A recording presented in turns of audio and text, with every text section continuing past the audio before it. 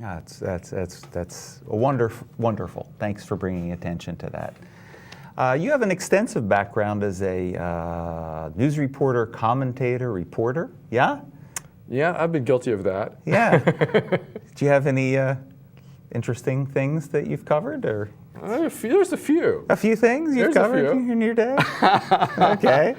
Well, let's see. I guess the most profound one, maybe. I'll start with the profound one. How's that? Okay, sounds good. Was the night that John Lennon was killed. In 1980.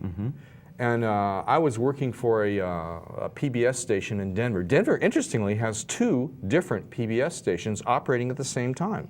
I think it's the only city in the whole U.S. that does that. But I was working at one of them, and I was the executive news producer for the news shows. And that night I was actually working as a producer in charge of the particular show, the news show that was going out that night. And suddenly we found out about John Lennon. And one of the guys who was very sharp, Ryder, came in, and he was also a good anchor. And he said, hey, listen, we really have to do this. And he had it pretty well figured out, and I got to produce that show. And I remember it was like one of the Kennedys going, or Martin Luther King going. It was of that level. And I think it touched everybody, and everybody of that time period was so familiar with this, and there was a great international sadness that was memorable. I remember working in Seattle during I've always been a civil rights news specialist as part of what I do. And in Seattle, there were I remember some of the riots that occurred in the central area, the black area of Seattle, and being in there with a bunch of different news guys from different TV stations and radio stations and newspapers in the middle of a big riot just breaking out. And it was just starting as we've been all in there for half an hour, and the Black Panthers came and protected us. And I mean, and here we are. We're totally at the mercy of whatever forces around us, thousands of people, and the Black Panthers come in and personally take care of us, escort us out, make sure we're safely out, and then the riots broke out for 3 days. Wow. You know? Yeah, though. Yeah. Okay. Yeah. You have a colorful background. In closing, where do you see EF going? What in the upcoming years? Where would you like to see Earth Foundation go? Earth Foundation is establishing a global presence in a nice way through viral communications, through Facebook, through other social networks. But Facebook is a primary thing. Oh, yeah. And I'm thinking that what we have a chance to do is to hopefully team up with young people across the country, as well as people middle-aged and so on, but through Facebook to create alliances that way. One of the key things we want to do is create what we call regional content specialists, whereby people from throughout the world, wherever they're located, they're seeing situations that wherever they are, of good and bad things dealing with the environment and native culture in their locales.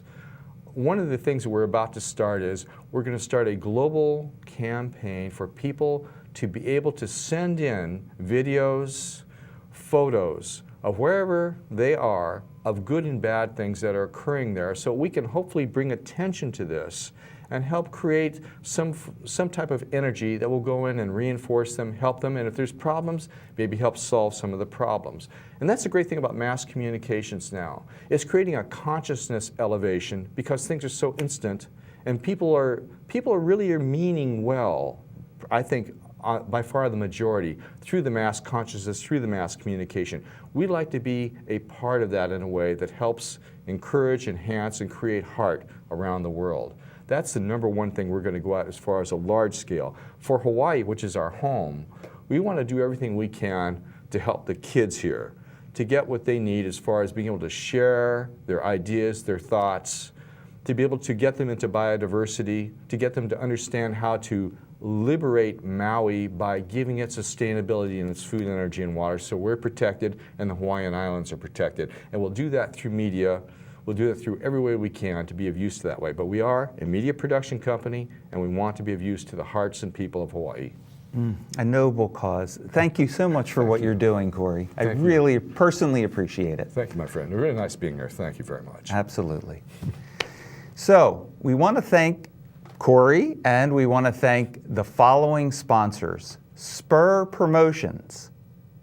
They deliver confident and authentic messages that motivate and inspire your clients. And you can go to info@spurpromotions.com. You'll see it in the credit roll at the end again if you forget. And Fred Spaniard and Global Media Productions, event production grounded in experience, excellence, and aloha. And you can find that at www.globalmediaproductions.com. Again, it'll be in the crawl at the end of the show, the credits. So keep watching, keep listening, because Corey's song, what's the name of the song? Fly Through the Sky. Fly Through the Sky, Fly Through the Sky is going to play the credits out at the end. So listen, great stuff. And thank you for watching this episode of Life on Maui. And until next time, aloha. Aloha.